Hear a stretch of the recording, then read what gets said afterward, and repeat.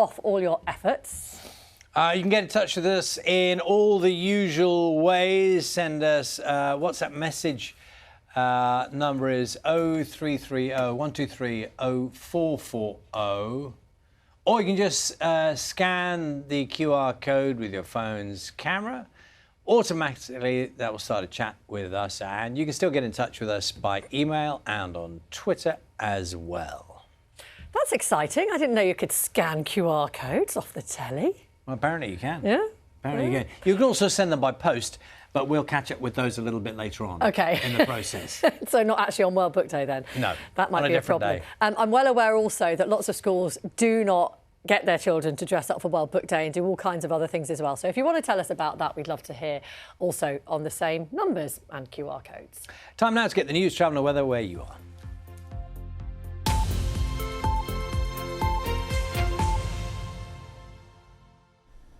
Good morning from BBC London. I'm Victoria Hollins.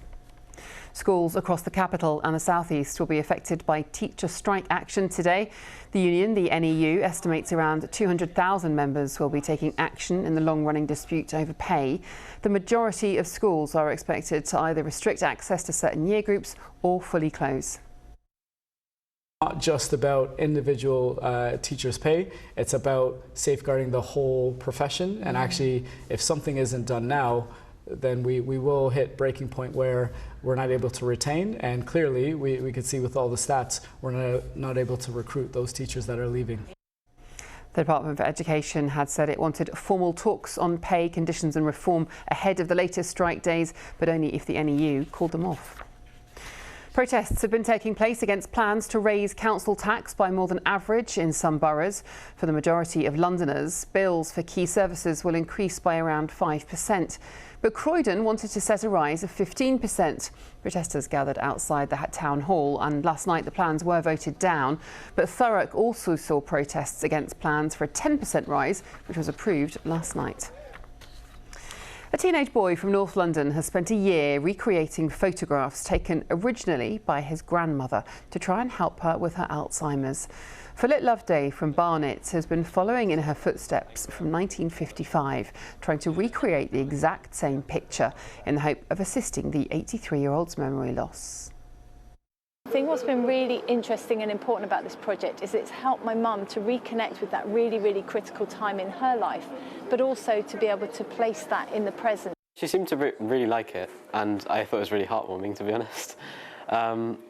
It makes me really happy to see that she enjoyed it so much. OK, quick look at the travel and good service on the tubes this morning. So far, all lines do seem to be running well. OK, check on the weather with Elizabeth Trizzini. Hello, good morning. It might now be the start of the meteorological spring, but things are actually set to turn colder as we head through the weekend and into next week. Today, though, a little milder than it has been, and there should be more in the way of sunshine. It should also stay dry. It's another chilly start to the day with a touch of frost out there.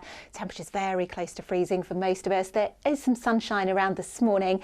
Also some areas of cloud, and that cloud will tend to thicken, particularly towards eastern areas, I think, as the day wears on. As we head towards the end of the day, it could be really quite cloudy too. Top temperatures of 9 or 10 degrees Celsius with a lighter, more easterly wind blowing. Now through this evening and overnight there will probably be a lot more cloud around than we saw last night, so temperatures not quite as low single figures really into tomorrow morning. Tomorrow we see a return to the rather cloudy conditions with the wind again turning more northeasterly. There could be a few spots of drizzle from the thickness of the cloud, and once again it's going to feel quite cold with a bit of added wind chill, but it will turn colder still over the weekend with a northerly breeze blowing on Saturday and some colder feeling air by Sunday. OK, that's it. We're back in half an hour. We'll see you then. Bye-bye.